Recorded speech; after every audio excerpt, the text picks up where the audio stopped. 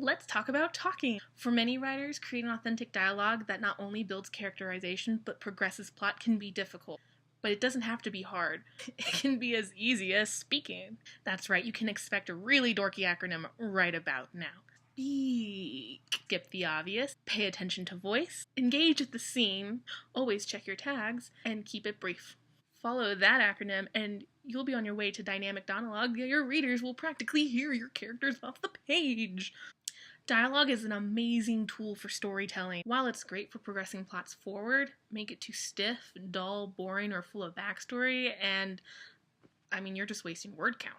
Say you have character Michael and character Diane, and you want character Michael to tell Diane that his Nana has Alzheimer's and he's struggling with it. Instead of him being like, "Man, Diane, it's been so hard taking care of Nana since the Alzheimer's set in," you could have a scene that's a little more engaging by skipping the actual obviousness of saying that phrase. Instead, you could have something like, "Nana glanced around the room. Michael, where's the dog?" "We don't have a dog, Nana." "Of course we do. I'll just go let him in." I didn't say anything as she hobbled out of the room, ranting and raving about who knows what. Diane drummed her fingers for a moment against the kitchen table like she wasn't sure what to say. "She's not doing so good, huh?" "No," I said. "It's getting worse." The dialogue really paints a picture of what's going on in a realistic way without having him just out and out say, "Hey, my grandmother has Alzheimer's and it's hard on me." You're getting the backstory through showing rather than telling. You don't want a character to be like in their head an inner monologue, "Man, I really should tell so-and-so something," and then have them say it, because your reader's just going to be bored. In reality, no two people actually talk exactly the same. Even if people are from the same demographic in the same area, they may talk similarly, but they still have their own quirks.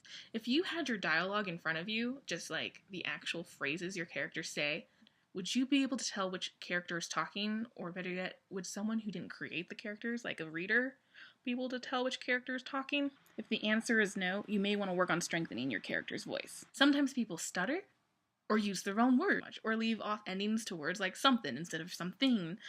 Use those tools to make your characters just sound like real people. While it may make the grammarian inside of you cringe, the truth is, people do not speak to grammatical perfection in their day-to-day lives. As a playwright, one of the first things we're taught to do was to sit on a park bench, and I had to take verbatim a script from someone I was eavesdropping on. If you do that, you will find that you'll have conversations that are completely out of the blue. You can't really figure out what's going on because people aren't finishing their sentences. They're cutting each other off. They're doing all these things, but it's uniquely them and they sound like real people. If you can't write dialogue that's not stiff, go into the real world and just be a creeper that listens on people's conversations. Dialogue is not this standalone tool that you just throw into your book because you have to. Like the earlier scene with Michael and Diane, they never come out and actually say Alzheimer's. You can tell, though, by their interactions that he's struggling and that something's up with the grandma and something's getting worse. That's using the dialogue to engage the scene by building the things around it. Don't have your characters comment on every little thing like the weather or casual pleasantries. Have the scene show it. We always hear show, don't tell, but it's even more important when it comes to dialogue. Having a character shiver before asking for someone's coat means so much more than someone being like, "I'm cold." Show them that they're cold.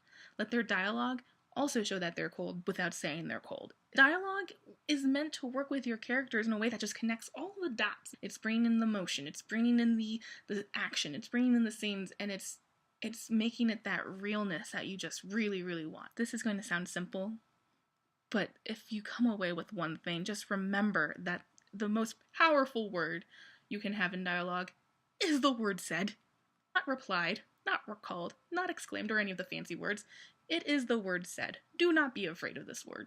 The truth is, when you're having a reader read through the dialogue portions of your book, you want it to just flow in their mind like real conversation. If you're throwing in all these other words in there, they're not going to be able to fluidly read them. The word said helps with pacing like none other. I swear to you, it's magic. Of course, you need to vary your he said, she said with either tagless dialogue or action dialogue, because nothing is more boring than he said, she said. There's a section of dialogue, a scene, where it's apparent only two people are talking, and this varies the way you use tags.